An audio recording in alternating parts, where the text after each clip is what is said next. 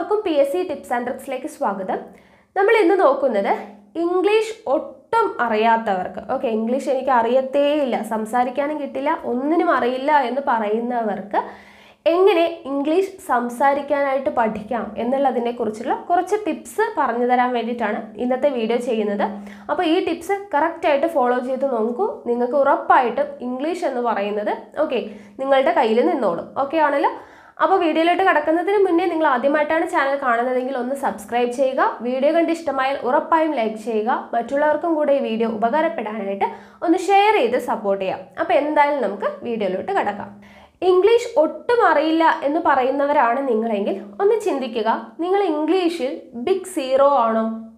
അതായത് നിങ്ങൾക്ക് ഇംഗ്ലീഷ് ഒട്ടും അറിയില്ല, വേർഡ്സ് അറിയില്ല, വായിക്കാൻ അറിയില്ല, കേൾക്കുമ്പോൾ മനസ്സിലാവുന്നില്ല, ഒന്നും അറിയാത്ത ആളാണോ നിങ്ങൾ? അതോ ഞാനിപ്പോൾ ചോദിക്കുന്ന കുറച്ച് വേർഡ്സ് എങ്കിലും നിങ്ങൾക്ക് അറിയോ? അതായത് ഇപ്പോൾ സീ കാണുക, അല്ലേ, ഡ്രിങ്ക് കുടിക്കുക, നമ്മളിപ്പോൾ യാത്ര ചെയ്യുകയാണെങ്കിൽ ട്രാവൽ ചെയ്യുക എന്നാണ് പറയുക, അല്ലേ, ട്രാവൽ ചെയ്യുക അങ്ങനെയാണ് പറയുക. അപ്പോൾ കോൾ, അല്ലേ, കോൾ ചെയ്യുക. അപ്പോൾ അങ്ങനത്തെ കുഞ്ഞു കുഞ്ഞു വേർഡ്സ്, ഡ്രൈവ് ചെയ്യുക, ഓട്ടോ, കാർ, ഫാൻ, ബസ്, അപ്പോൾ അതൊക്കെ എന്താണ്? ഇംഗ്ലീഷ് വേർഡ്സ് ആണ്, അല്ലേ? അപ്പോൾ ഇങ്ങനെ കുറച്ചെങ്കിലും നിങ്ങൾക്ക് ഇംഗ്ലീഷ് വേർഡ്സൊക്കെ അറിയുന്നവരാണോ നിങ്ങൾ? ആയിരിക്കും, അല്ലേ? ഇപ്പം പറയുന്ന എല്ലാവർക്കും ഈ പറയുന്ന വേർഡ്സ് ഒക്കെ അറിയുന്നവരായിരിക്കും. അപ്പോൾ നമ്മൾ ഇംഗ്ലീഷിൽ ഒരിക്കലും ബിഗ് സീറോ അല്ല. ഓക്കെ, അതാദ്യം മനസ്സിലാക്കുക. ഇനി എന്താണ് നമുക്ക് ചെയ്യേണ്ടത്? നമുക്ക് ഇംഗ്ലീഷ് സംസാരിക്കാനാണ് പഠിക്കേണ്ടത് എന്ന് വെച്ചാൽ നിങ്ങൾ ആദ്യം ചെയ്യേണ്ട കാര്യം എന്താണെന്ന് വെച്ചാൽ, നിങ്ങൾ ആദ്യം മനസ്സിലാക്കേണ്ട കാര്യം എന്താണെന്ന് വെച്ചാൽ, നമ്മൾ ഇപ്പോൾ മലയാളം നമ്മൾ സുഖമായിട്ട് സംസാരിക്കുന്നുണ്ട്, അല്ലേ? അപ്പോൾ ഈ മലയാളം നമ്മൾ പറയുന്ന പോലെ ഗ്രാമറൊക്കെ എടുത്ത് വെച്ച് വൃത്തിയായിട്ടിരുന്ന് ഗ്രാമറൊക്കെ പഠിച്ചിട്ടാണോ നമ്മൾ മലയാളം സംസാരിക്കുന്നത്? അല്ല. പിന്നെ നമ്മൾ സംസാരിക്കുന്ന ഈ മലയാളത്തിൽ ലക്ഷക്കണക്കിന് വാക്കുകളൊക്കെ ഉണ്ടോ? ഇല്ല, ആകെ 10-100 വാക്കുകൾ ഉണ്ടാവും. അതിനെ നമ്മൾ തിരിച്ചും മറിച്ചും ഇട്ടിട്ട് അങ്ങോട്ടും ഇങ്ങോട്ടും, അല്ലേ, വേർഡ്സ് ഉണ്ടാക്കിയിട്ട് സംസാരിക്കുന്നു, ആണല്ലോ? അപ്പോൾ ഇത് തന്നെയാണ് ഇംഗ്ലീഷിലും ഉള്ളത്. നമുക്ക് ഇംഗ്ലീഷ് പഠിക്കാനായിട്ട് ലക്ഷക്കണക്കിന് വേർഡ്സോ വൊക്കാബുലറിയോ ഒന്നും ആവശ്യമില്ല. ഒരു 10-100 വാക്കുകൾ പഠിച്ചു വെച്ച് കഴിഞ്ഞാൽ നമുക്ക് സുഖമായിട്ട് ഇംഗ്ലീഷ് പഠിക്കാം.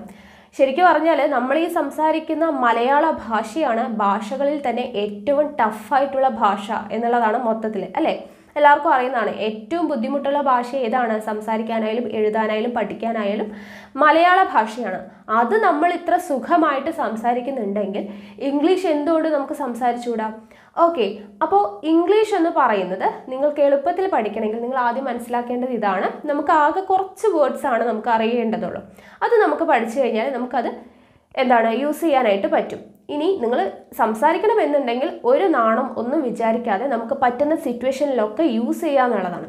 അതിന് വേണ്ടിയിട്ട് ഇപ്പോൾ എങ്ങനെയാണ് യൂസ് ചെയ്യുക എന്ന് ചിന്തിക്കുന്നവരുണ്ടെങ്കിൽ നിങ്ങൾ ആദ്യം പഠിക്കേണ്ടത്, ഇപ്പോൾ നിങ്ങൾ വീട്ടിലാണ് എന്ന് വിചാരിക്കുക. അപ്പോൾ നിങ്ങളുടെ വീട്ടിൽ നിങ്ങൾ ഇരിക്കുന്നതിന് ചുറ്റും കുറേ സാധനങ്ങളൊക്കെ ഉണ്ടാവും, അല്ലേ? ഫാൻ ഉണ്ടാവും, ലൈറ്റ് ഉണ്ടാവും, ചെയർ ഉണ്ടാവും, എന്തെങ്കിലുമൊക്കെ ഉണ്ടാവും. അപ്പോൾ ആ കാണുന്ന സാധനങ്ങളുടെ എല്ലാം ഇംഗ്ലീഷ് വേർഡ്സ് എന്താണെന്നുള്ളത് നോക്കുക.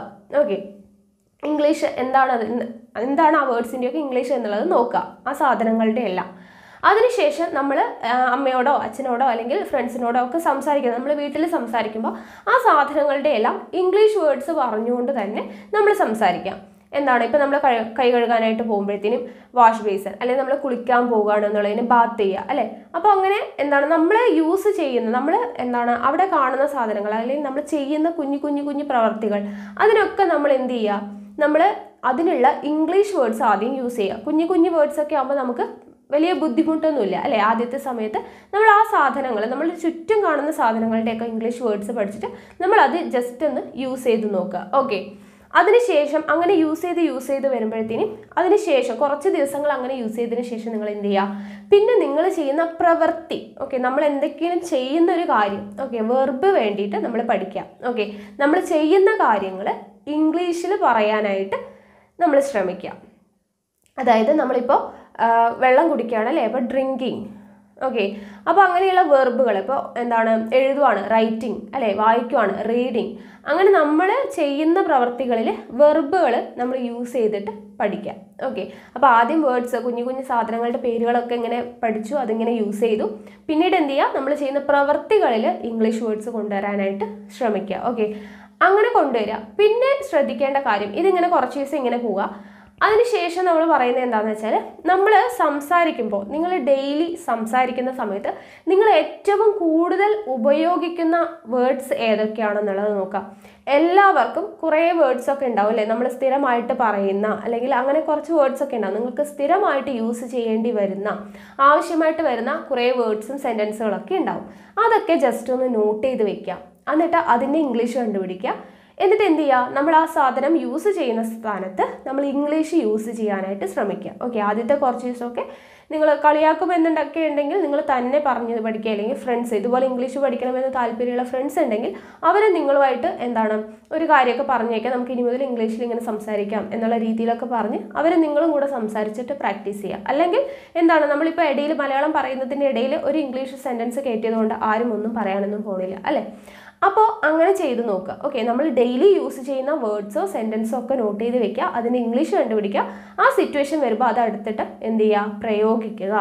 ഓക്കെ, അപ്പോൾ ഇങ്ങനെ പ്രയോഗിച്ച് കഴിയുമ്പോൾ നമ്മൾ കുറേ ദിവസം ഇങ്ങനെ ഡെയിലി യൂസ് ചെയ്യുമ്പോൾ നമുക്കത് ഓട്ടോമാറ്റിക്കായിട്ട് അത് ഇംഗ്ലീഷിൽ തന്നെ വന്നോളും. ഓക്കെ, പിന്നെ അടുത്തൊരു കാര്യം എന്ന് പറയുന്നത് ഇംഗ്ലീഷ് പഠിക്കാനായിട്ട് ബെസ്റ്റ് ആയിട്ടുള്ള കാര്യം നമ്മൾ ഇംഗ്ലീഷിലുള്ള വീഡിയോസ് കാണുക എന്നുള്ളതാണ്. അത് നമ്മൾ മുന്നത്തെ വീഡിയോയിലും പറഞ്ഞിട്ടുണ്ട്.